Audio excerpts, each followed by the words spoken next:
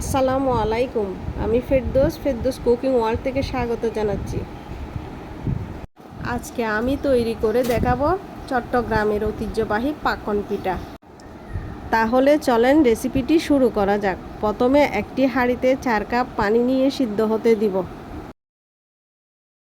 অপরদিকে একটি বাটিতে চাউলের গুঁড়ো 2 কাপ আর ময়দা 1 কাপ প্লাস হাফ কাপ নিয়ে হুইস্ক দিয়ে ভালো করে নেড়ে মিশিয়ে নিব, যাতে চাউলের গুঁড়ো আর ময়দা একসাথে মিশে যায়। সিদ্ধ হতে দেওয়া পানিতে পরিমাণ অনুযায়ী লবণ আর 1 কাপ চিনি দিব আর স্প্যাচুলা দিয়ে ভালোভাবে নেড়ে দিব। চিনি আর পানি যাতে একসাথে মিশে যায়। পানি সিদ্ধ হয়ে এলে চুলার আঁচটা লো করে দিব।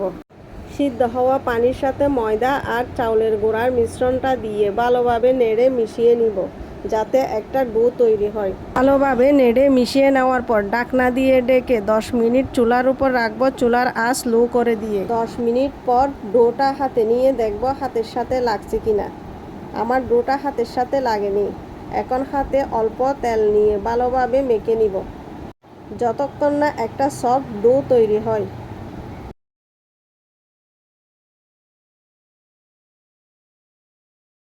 ডোটাকে 4 ভাগে ভাগ করে নিব। একটা ভাগ হাতে নিয়ে বাকি 3টা ডেকে রাখবো, ডো যাতে শক্ত হয়ে না যায়। ডোটা যখন সফট হয়ে আসবে তখন ডোটাকে 2 ভাগে ভাগ করব। একটা ডোয়ের উপর সামান্য ময়দা দিয়ে বেলে নিব।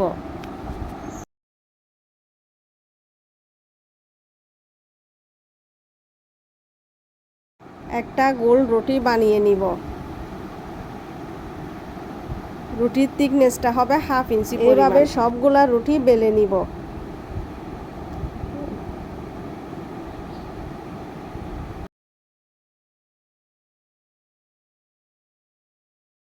রুটি বেলা শেষ হয়ে এলে নিজের পছন্দ অনুযায়ী ডিজাইন করে কেটে নিব।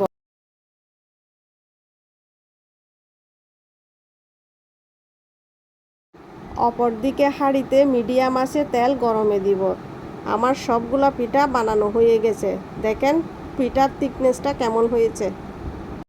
তেল গরম হয়ে এলে একে একে সব পিঠা তেলের উপর দিয়ে ভেজে নিব। এক পাশ হয়ে এলে অপর পাশ উল্টিয়ে দিব। দেখুন আমার পিঠাগুলো মাশাআল্লাহ ফুলকো ফুলকো হয়েছে। 2 পাশ সমানভাবে ভেজে নেওয়া হয়ে গেলে চাকনিতে নিয়ে তেল ঝরিয়ে রেখে দিব। একইভাবে সব পিঠা ভেজে নিব।